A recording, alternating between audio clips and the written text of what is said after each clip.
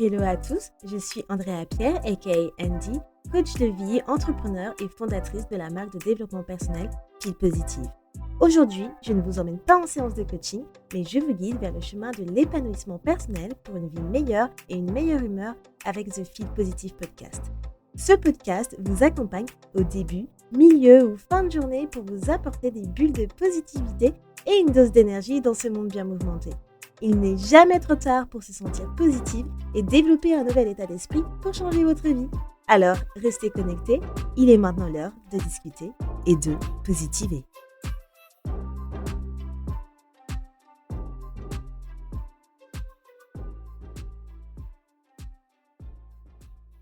Hello, hello les amours, comment vous allez aujourd'hui? Moi je vais très bien, question rhétorique bien évidemment. Merci à toutes les nouvelles personnes qui écoutent Feel Positive aujourd'hui et au quotidien, vous êtes de plus en plus nombreux, nombreuses. Donc merci beaucoup de votre fidélité. Aujourd'hui, c'est l'épisode 111.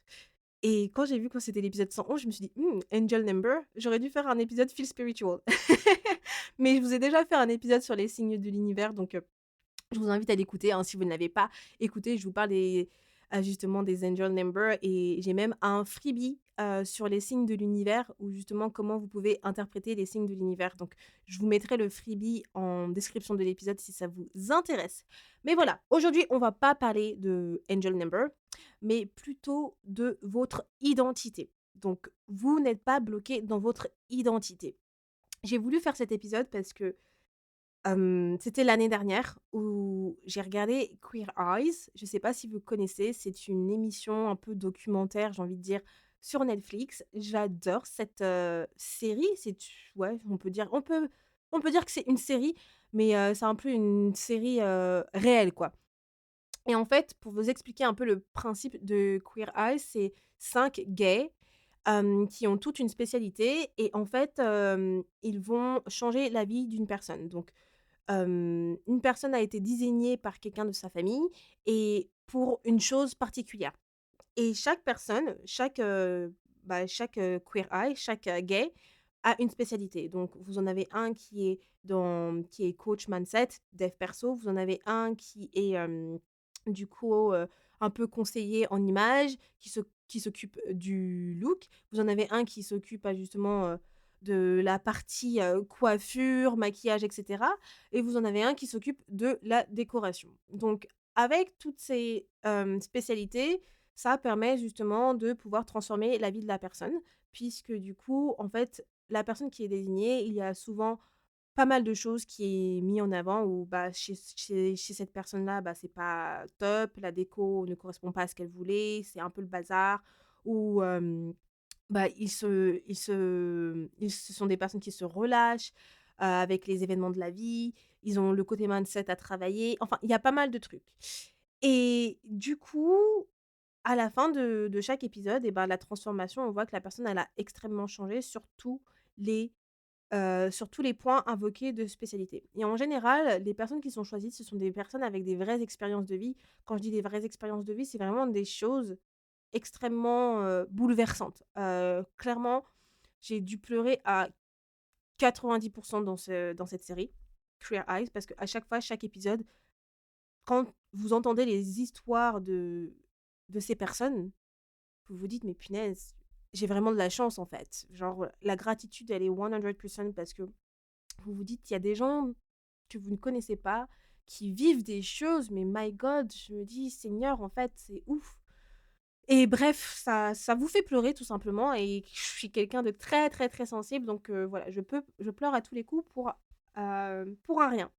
Bref, voilà, pourquoi je voulais faire cet, épisode? Parce qu'en fait, dans un des épisodes de la dernière saison de Queer Eyes et il y avait, cette, dame qui était désignée, qui avait, la soixantaine, qui était une ancienne showgirl et donc du coup, quand elle parlait au coach mindset dev perso, le gros problème qu'il avait mis en avant, c'est qu'en fait cette dame, elle est devenue maman.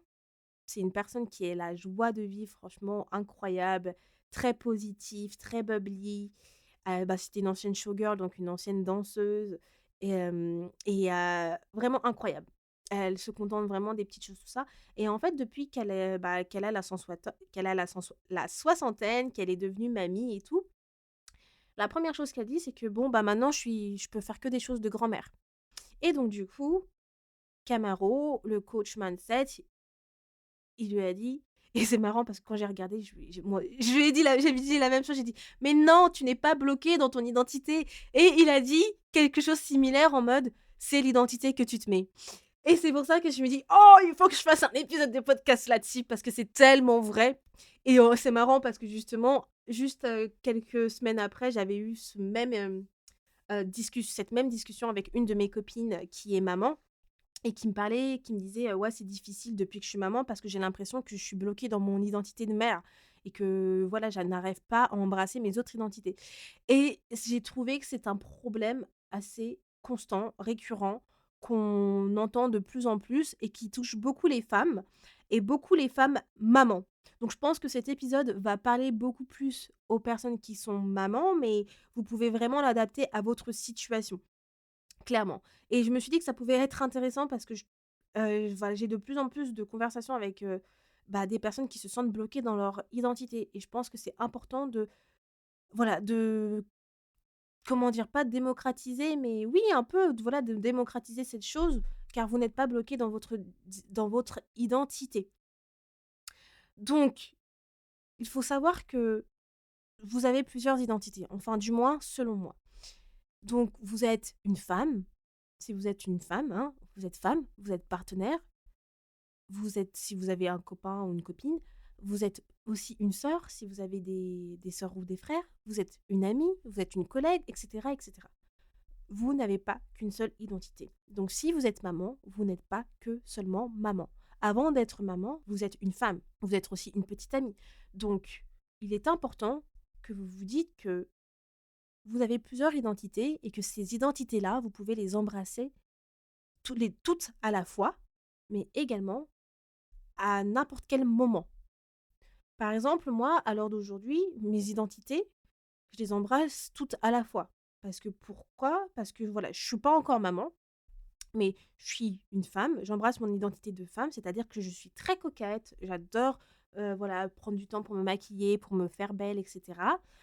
Donc j'embrasse mon identité de femme, mon énergie féminine à 100%. Je suis aussi petite amie, donc j'ai un copain, donc du coup, j'embrasse mon identité de partenaire. Donc voilà, je suis quelqu'un de très romantique, j'adore faire des surprises à mon chéri. Donc voilà, je vais être très, très, très mielleuse et cheesy quand je suis avec mon copain et je l'accepte tout à fait. Je suis aussi une sœur, donc je suis grande sœur également et petite sœur. Donc cette identité-là, je l'embrasse tous les jours en étant proche de ma famille, en donnant des conseils, en donnant de l'amour, etc. Je suis aussi amie, je suis aussi collègue. Donc voilà, j'embrasse toutes mes entités un peu au même level, mais chaque identité, je vais avoir certaines choses qui vont différer. Voilà, par exemple, je vais pas être aussi romantique avec une amie et avec mes sœurs que je le suis avec mon partenaire. Vous voyez ce que je veux dire? Mais ça ne veut pas dire que si vous avez plusieurs identités, que vous changez. Absolument pas. Avoir plusieurs identités ne veut pas dire que vous changez en tant que personne. Vous êtes la même personne. Vous avez plusieurs identités, mais vous avez la même essence. Votre âme reste la même. Vous restez la même personne. D'accord? Et ça, c'est important que vous le compreniez, en fait. Et je pense que le gros problème, c'est que à partir du moment qu'une femme devient maman, elle s'oublie. Elle s'oublie énormément. Donc, parce qu'elle embrasse à 100% son identité de maman, mais elle oublie toutes ses autres identités. Et c'est tout à fait normal, puisque je pense que quand on devient maman, forcément, c'est un bouleversement dans votre vie, dans votre emploi du temps, dans votre équilibre de vie et le temps de retrouver un équilibre qui vous convient, c'est pas facile. Donc, je pense que c'est tout à fait normal. Qu'au début, vous avez du mal à retrouver vos identités. Mais au bout d'un moment, il faut que vous arrivez à retrouver les identités que vous aviez auparavant. Il ne faut pas que vous restiez bloqué dans votre identité de maman. parce que c'est vous qui décidez de faire cela. Parce que si vous êtes maman, ça ne veut pas dire que vous devez devenir cette maman négligée. Ça ne veut pas dire que vous devez devenir cette maman qui se maquille pas, qui n'a plus le temps de se maquiller, qui n'a plus le temps de s'habiller, et cetera. Vous pouvez très bien lier vos 2 identités de femme avec celle de maman. Donc vous avez le choix de devenir la maman qui est stylée, vous avez le choix de devenir la maman et la femme, en fait. Donc si vous étiez coquette et vous ne l'êtes plus parce que vous êtes devenue maman, c'est à vous d'essayer de faire l'effort de dire: «Non, mais je suis aussi une femme, ça me manque en fait de me maquiller, ça me manque de me faire belle». Donc prenez le temps de commencer à vous remaquiller, à vous refaire belle, rien que pour vous. Même si vous ne sortez pas, prenez le temps de faire ça. Pourquoi? Parce que ça vous permet d'embrasser votre identité de femme et de vous reconnecter à votre énergie féminine. OK? Et ça, c'est important parce que justement, quand vous êtes maman, vous vous oubliez. Vous vous oubliez sur tous les autres points. Et c'est important, en tant que maman, que cette identité de femme soit reconnectée à vous. Et ça, c'est trop commun et c'est pour ça que j'en parle et enfin, force je pense que les personnes qui sont mamans pourront plus en parler plus que moi, seront plus légitimes. Mais en parlant avec mes amies qui sont mamans et des personnes qui sont mamans, je sais que c'est un problème commun. Se perdre dans l'identité de maman et ne pas embrasser l'identité de femme ou même de partenaire. Se dire: «Oh non, j'ai pas le temps d'aller en date ou quoi que ce soit», ne plus se faire même belle, quand vous allez en date avec votre chéri ou quoi que ce soit. Non, vous devez faire l'effort d'embrasser vos autres identités parce que vous n'êtes pas simplement que maman. Si je reprends l'exemple de Queer Eyes où la showgirl, elle se disait: «Oui, bah, maintenant je suis grand-mère, donc je fais que des trucs de grand-mère». Mais en fait, non! Ce que Camaro lui a dit, le coach mindset, c'est qu'il a dit: «Non, en fait, ce n'est pas parce que tu es devenue grand-mère que tu dois te cantonner à faire des choses de grand-mère». Qui a dit ça? Donc en fait, en disant ça, c'est que cette personne, la fille, elle se bloquait elle-même dans une identité qui, en fait, ne lui ressemblait même pas au final. Pourquoi tu te bloques dans une identité de grand-mère? Donc en te disant: «Les grand-mères, c'est ce qu'elles font». Donc en fait, elle se bloquait elle-même dans cette identité-là, donc forcément, son subconscient, il enregistre cette identité-là et elle va s'identifier à être une grand-mère, donc à faire des choses de grand-mère. Oui, je c'était quoi qu'elle faisait là? Les trucs du crochet et cetera. Mais en fait non! Ça veut dire quoi? Si tu une grand-mère qui aime danser, qui aime aller, bah, justement danser tous les soirs, ou tous les samedis avec son chéri, sois cette grand-mère-là et en fait, c'est pas l'identité de grand-mère que tu embrasses là, c'est plutôt ton identité de femme et c'est aussi reconnexion à un pas à ton enfant intérieur, mais à la femme que tu étais avant. Donc c'est pour ça qu'on a plusieurs identités et Camaro, ce qu'il lui a dit, c'est que tu te reconnectes à ton identité de showgirl quand si tu vas aller danser avec ton mari, le samedi soir ou quoi que ce soit.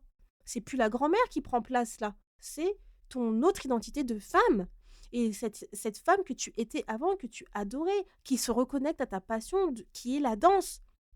Et c'est pourquoi il ne faut pas que vous vous bloquiez dans votre identité actuelle, parce que vous n'avez pas qu'une seule identité. Il est OK d'embrasser les autres identités. Et c'est pour ça que je dis que ça va parler plus aux mamans, parce que je pense que c'est souvent, bah, justement, maman ou grand-mère. Quand on n'est pas maman ou grand-mère, peut-être que ça va moins nous parler. Hem, mais voilà, je pense que il ne faut pas avoir peur d'embrasser vos autres identités, surtout si ça fait longtemps que vous les avez «laissées tomber» entre guillemets. Mais comment vous pouvez embrasser ces différentes identités? Selon moi, je pense que une des choses que je recommanderais, c'est de se reconnecter aux choses que vous aimez faire. Donc, là, par exemple, pour la showgirl, une des choses qu'elle était passionnée, c'était de la danse, donc d'être showgirl. Donc, Camaro, ce qu'il lui a dit, c'est de se reconnecter à cette passion, même si elle a 60 ans. Mais elle avait la fille, enfin, elle avait plus de 60 ans, mais elle avait l'air d'être beaucoup plus jeune que ça déjà. Genre, elle avait un corps incroyable pour son âge, enfin voilà. Donc en fait, reconnectez-vous à ce que vous aimez faire. Donc si vous êtes bloqué dans votre identité de maman ou même de partenaire, ça peut être de partenaire si vous dépendez beaucoup de votre partenaire, par exemple, et que vous faites plus des choses pour vous-même, mais que vous faites que des choses à 2 avec votre partenaire, essayez de vous reconnecter à votre identité de femme, avec vous-même, en faisant des choses pour vous, qui vous font plaisir, vous, et de faire des choses solo, plus connectées à votre partenaire. Ça vous reconnectera à votre identité de femme et votre énergie féminine. Donc faites des choses que vous aimez faire. Également, je pense que peut-être vous pouvez essayer d'apprécier chaque effort que vous faites lorsque vous vous reconnectez à une de vos identités. Par exemple, si vous êtes maman et vous n'avez plus l'habitude de vous apprêter, comme je disais, que vous vous maquillez plus, hem et que vous êtes toujours peut-être en jogging ou en pantalon, large à la maison pour faire le ménage et cetera machin. Si après longtemps, vous sortez enfin, après des mois par exemple, appréciez ce moment. Félicitez-vous de le faire, mais appréciez-le. Pourquoi? Parce que là justement, ça va vous donner de la force de le refaire. Parce que vous allez apprécier de vous sentir belle. Ça, vous allez apprécier de vous voir dans le miroir et vous allez vous dire: «Punaise, ça fait si longtemps que je me suis pas sentie comme ça», et c'est vrai, en fait. Encore une fois, je redonne l'exemple de la showgirl dans l'émission quand elle est retournée danser dans c'était dans un théâtre ou quoi que ce soit, Camaro, il l'a fait refaire danser. Elle a dit: «Ça fait longtemps que je me suis pas, sentie aussi bien». Parce qu'en fait, elle pensait qu'en étant grand-mère, elle ne pouvait plus aller danser, ce qui est faux. En étant maman, vous pensez sûrement que, voilà, vous devez abandonner d'autres identités, mais pas du tout. Vous avez toujours le droit, d'être une femme, d'être toujours cette partenaire coquette, cette partenaire sexy. Vous êtes toujours une sœur, vous êtes toujours une amie, une collègue et cetera. Donc appréciez ce moment où vous faites l'effort d'embrasser une identité que vous n'avez pas embrassée depuis longtemps. Voilà, c'est pas un épisode extrêmement long, c'était un petit épisode que je voulais vous faire. Donc si vous vous surprenez à vous dire des choses de style: «Bah, j'ai pas le choix en fait, je suis maman» ou «Je suis mariée maintenant donc voilà quoi».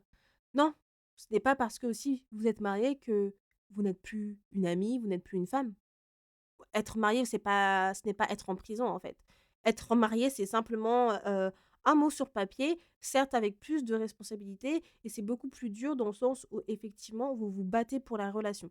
Donc battez dans le bon sens du terme, hein, parce que se fight pour une relation, c'est pas négatif, hein, surtout quand vous êtes marié. C'est voilà, c'est accepter de justement, faire l'effort de se battre pour la relation pour qu'elle fonctionne. Bref.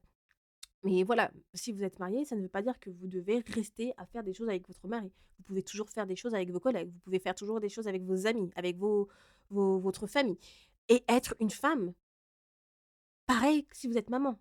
Donc si vous vous surprenez à vous dire ce genre de choses: «Ah bah, je suis grand-mère, je suis maman, je suis mariée», dites-vous que non, vous avez plusieurs identités et que vous avez la possibilité de toutes les embrasser, que vous n'êtes pas bloqué dans votre identité. Voilà les amours, c'était le message que je voulais vous faire passer, aujourd'hui, car c'est des discussions que j'ai souvent avec des mamans et je sais que vous êtes aussi plusieurs mamans dans ma communauté. Donc si ça résonne avec vous et que, vous pensez que voilà, ça peut également plaire à d'autres, mamans, d'autres personnes d'entendre ce type d'épisode, n'hésitez pas à le partager avec ces personnes-là. Voilà les amours, je vous dis, bah, bonne semaine et on se retrouve pour un nouvel épisode lundi prochain. Ciao tout le monde! Merci beaucoup de ton écoute et d'être resté avec moi jusqu'au bout. Si à la fin de cet épisode tu sens ton humeur changer et tu te sens un peu plus boosté, n'hésite pas à me laisser un avis ou une note sur ta plateforme d'écoute préférée, ça me fera toujours plaisir et j'apprécierai de les lire dans le prochain épisode. À bientôt, positivement, Andy.